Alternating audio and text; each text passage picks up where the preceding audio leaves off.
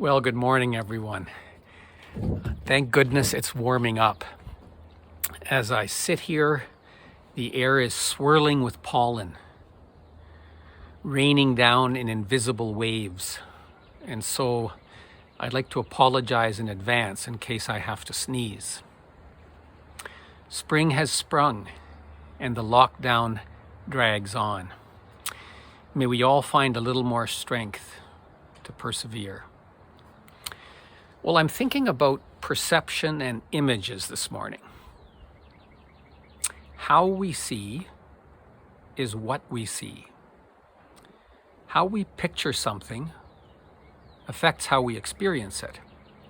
Imagine for a moment a special event, a birthday perhaps, graduation, an anniversary, something pre or post-COVID.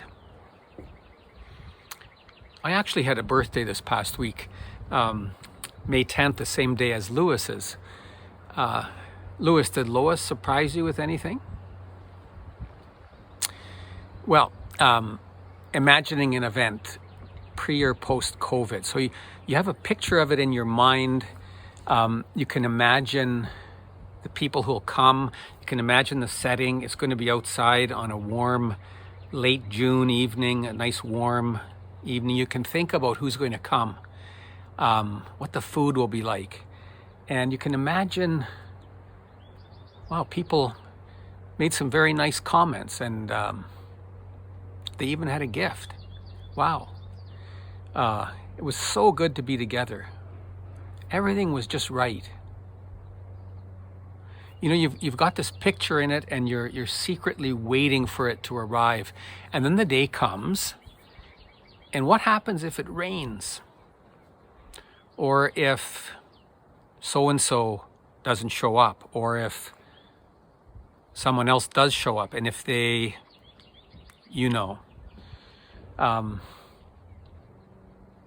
things can get spoiled.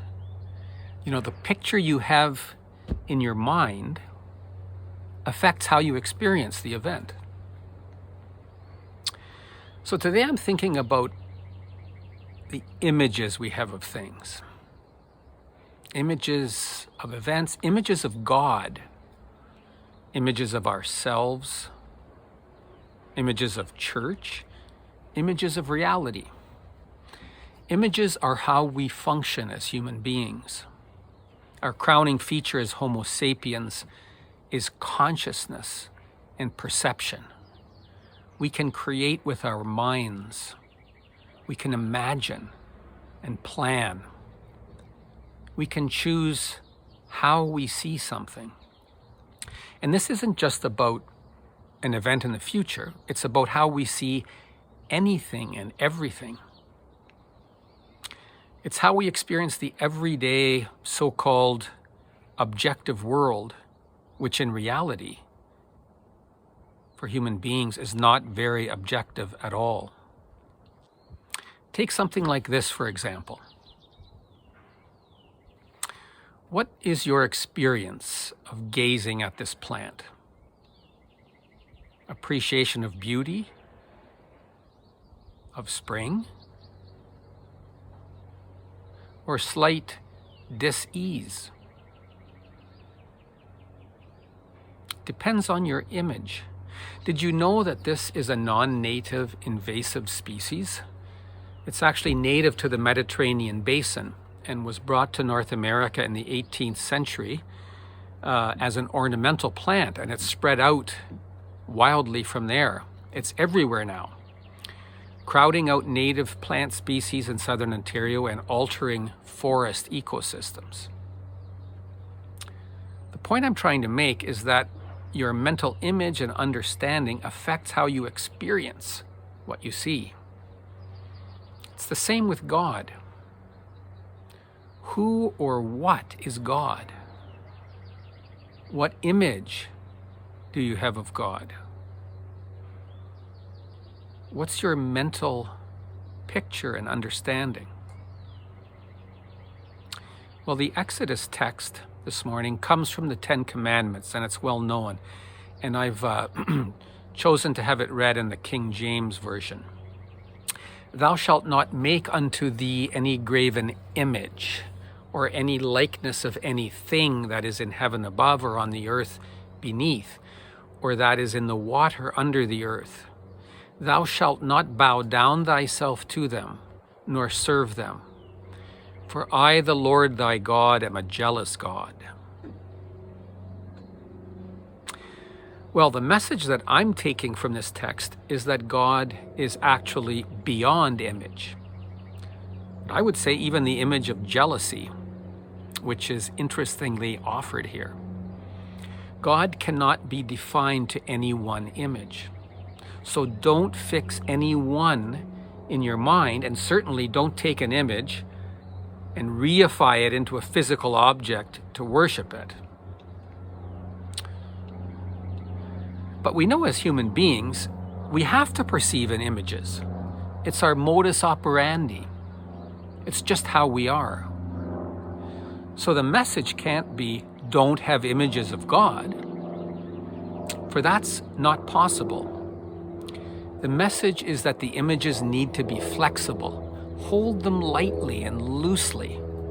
Don't cast them in stone. Don't reduce God to any one image.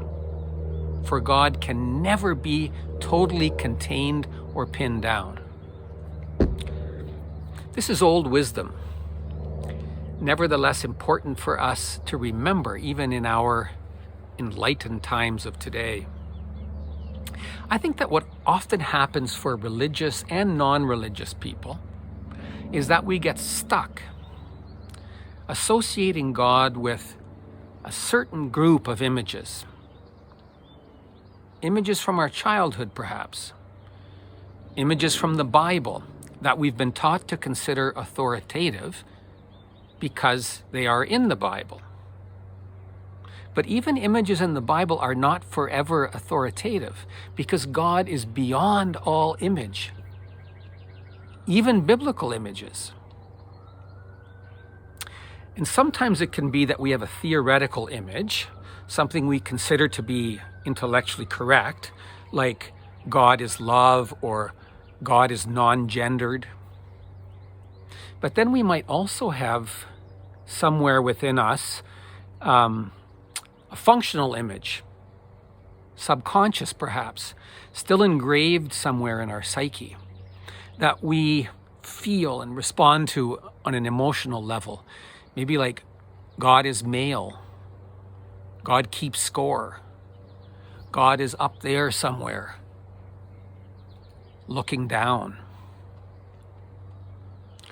Sometimes what we say we believe about God is different from how we feel about God. These images we have, the conscious and the subconscious, affect how we experience the reality of God and really the reality of anything in our lives. This phrase is true. How we see is what we see. Over the last few decades, there have been some powerful critiques of God by new atheist writers, people like Richard Dawkins,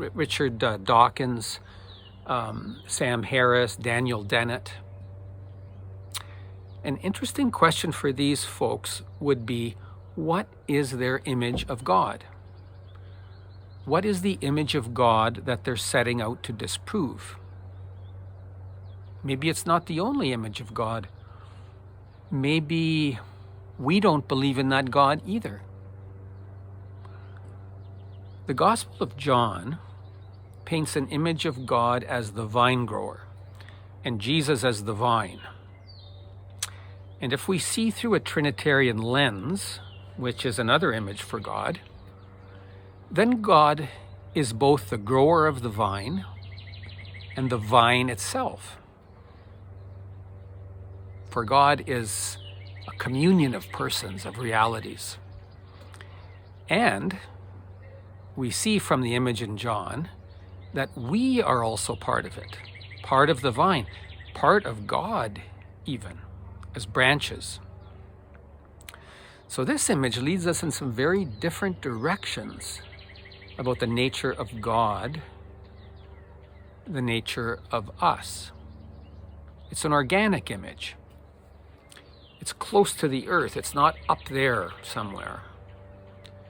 It's participatory, it's vulnerable, and it's communal. So what is your image of God? What are your theoretical images? And what are your functional, emotional images? And how do they affect how you see the world and your life within it? We could take this conversation in many directions. I wonder what is your image of our congregation, Rockway Church? How do we see it? How do we see ourselves as a group? How is our congregation and our mission connected to our images of God? Well, these are conversations to be continued. Thank you for being present. Bye for now.